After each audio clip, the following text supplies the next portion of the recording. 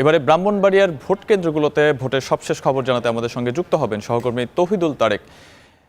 ঘড়িতে ঠিক এখন 1-2 করে আর কয়েক মিনিট হলেই বিকেল 4:30 বেজে যাবে, অর্থাৎ পূর্ব নির্ধারিত সময় অনুযায়ী ভোট গ্রহণের সময় শেষ। কেন্দ্রগুলোতে শেষ মুহূর্তে ভোটারের উপস্থিতি কেমন দেখছেন, নেতাকর্মীরা কি বলছেন, জানাবেন বিস্তারিত। সাহাব, আপনি ঠিকই বলেছেন, আসলে আর মাত্র 2-1 মিনিট বাকি, এরপরে কিন্তু ত্রয়োদশ জাতীয় সংসদ নির্বাচনের যে ভোট গ্রহণ সেটি কিন্তু শেষ হতে যাচ্ছে এখন।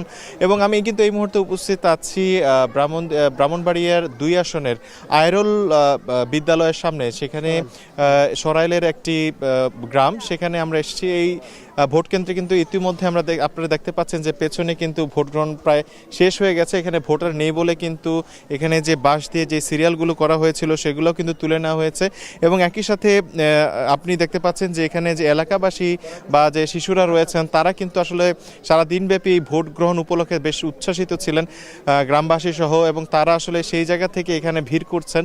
এখন শুধুই অপেক্ষার পালা যে কোন সময় এই ফলাফল ঘোষণা হবে। আর কিছুক্ষণ পরেই হয়তো প্রিজাইডিং অফিসার এই ভোট কেন্দ্রের ভোট গ্রহণ বন্ধ ঘোষণা করবেন এবং যে ব্যালট বাক্সগুলো রয়েছে সেই বাক্সগুলো সিলগালা করে সেগুলা পরবর্তী যে প্রক্রিয়া সেই প্রক্রিয়ার জন্য তারা প্রেরণ করবেন। তো সেই জায়গা থেকে বলা যেতে পারে যে এই ভোট গ্রহণ আজকে কেমন হলো সেই প্রশ্ন ছিল এই ভোট কেন্দ্রের প্রিজাইডিং অফিসারের কাছে।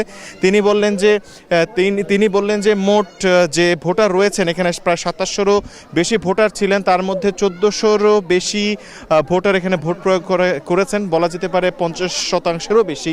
তো সেই বলছেন যে এরপর আর ভোটার আসার সম্ভাবনা নেই। আমরা দেখেছি শেষ পর্যায়ে কয়েকজন ভোটার ভোট দিয়ে গেছেন।